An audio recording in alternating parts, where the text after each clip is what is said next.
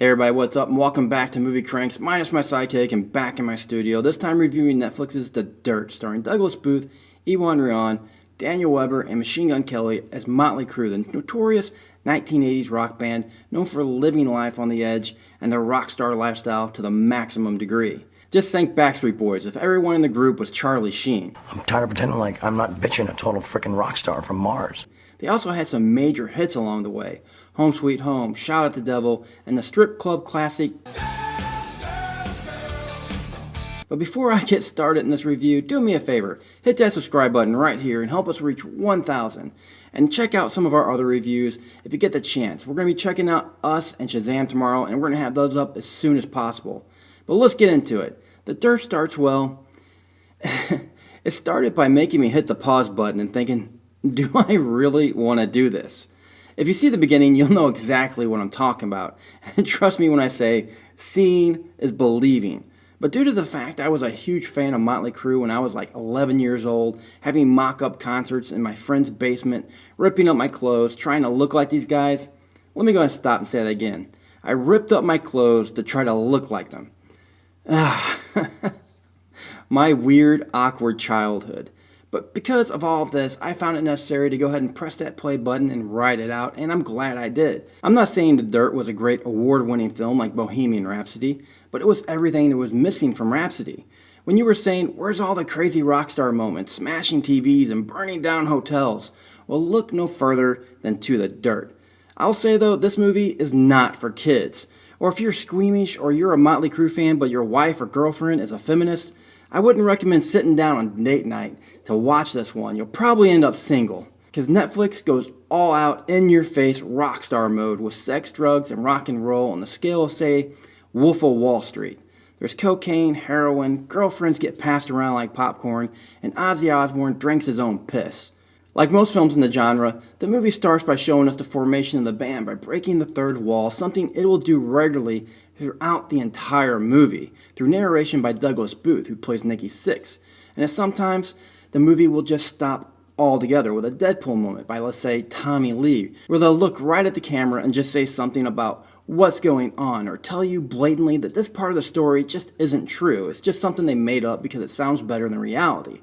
Like a party they show us with David Lee Roth. At times, I found this to be a little bit distracting, and at times it really helped the drive in the story and the narrative forward, as we eventually get to see a softer side to all these guys we never knew before. Who would have known Tommy Lee came from a happy, loving suburban family with regular working parents who go to work 9 to 5 in suits and ties?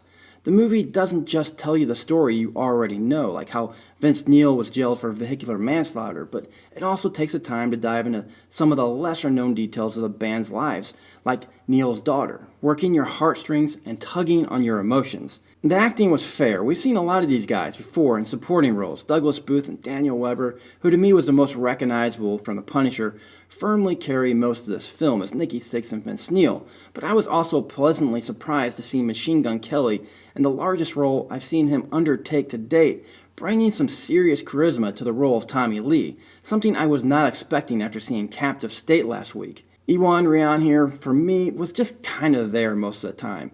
Maybe it's because his character of Mick Mars was probably the least known and least exciting member of the group, and it seemed to me to show in the writing, with the other three seeming to have been given a lot more screen time to develop their characters. And then there's Tony Cavallero, who gave one of the shortest but more memorable performances as Ozzy Osbourne. He really nailed it, which I talked a little bit about earlier, and like I said, if you're squeamish, this would be a good spot to go ahead and stop, hit that skip button, because it would have been nice to have been warned.